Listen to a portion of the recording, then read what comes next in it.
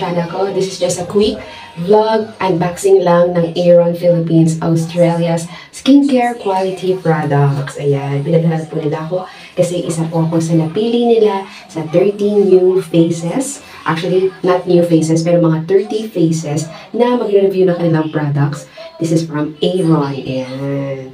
Aeron Philippines. Oh, na nandito na ngayon sa Pilipinas, guys. Wow, it's made from Australia.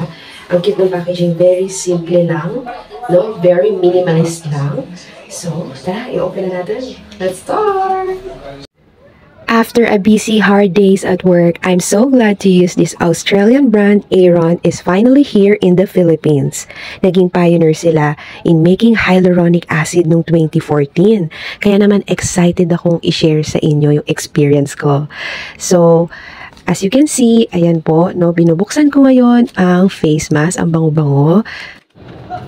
Truly a powerhouse for your skin. And very simple lang yung packaging niya. Tapos, ang kagandahan dito, yung kanyang face mask, wow, ang daming nutrients na pwedeng idulot sa face natin. So, kung makikita nyo, hinawakan ko siya, ang kapal-kapal ng face mask. Ayan. Tapos, sobrang hindi tinipid talaga sa ingredients. It has collagen that keeps your skin youthful and glowing. So you must clean your face first before applying this face mask. After cleaning your face, gently apply the mask onto your face and make sure all areas are covered. Avoid contact with eyes. Leave the mask for 15 to 20 minutes. Peel it off and massage any remaining essence into your skin. This hyaluronic acid glutathione essence face mask promotes skin brightening and renewal. It deeply moisturizes our skin, it repairs damaged skin, it hydrates, plump, smooths fine lines, giving you a bright and radiant skin. Don't forget to apply also in your neck area para pantay po. Ayan.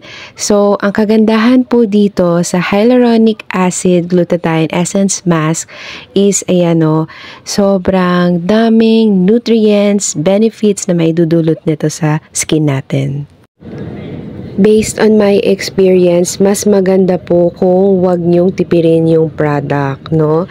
As much as possible, especially sa mga ganitong essence face mask, no? Mas maganda na talagang sinasaid nyo yung ingredients, yung laman niya, kasi punong-puno yan, full pack talaga yan ng nutrients. After 20 minutes of using this face mask, tingnan nyo, ito yung natural face ko na walang makeup, no? Na-refresh talaga yung mukha ko. Nakita nyo, nag-brighten siya. May content kasi siyang glutathione. So, it brightens your skin at the same time, I don't think so. No, no, no, no. I don't think so.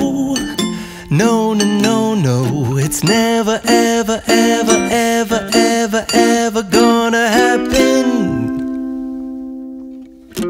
I don't think so. No, no, no, no, I don't think so. No, no, no, no, it's never, ever, ever, ever, ever, ever gonna happen. I don't think so. And kanina lang bago ako pumasok, no, ginamit ko na rin yung isang product from Aeron Philippines, yung serum gel type nila na parang ball pen.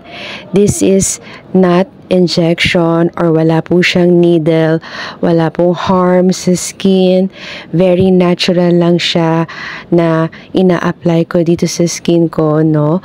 Para lang siyang ball pen and pwede mong dalhin kahit saan ka magpunta. Ayan. Lightweight po siyang gamitin sa face ko.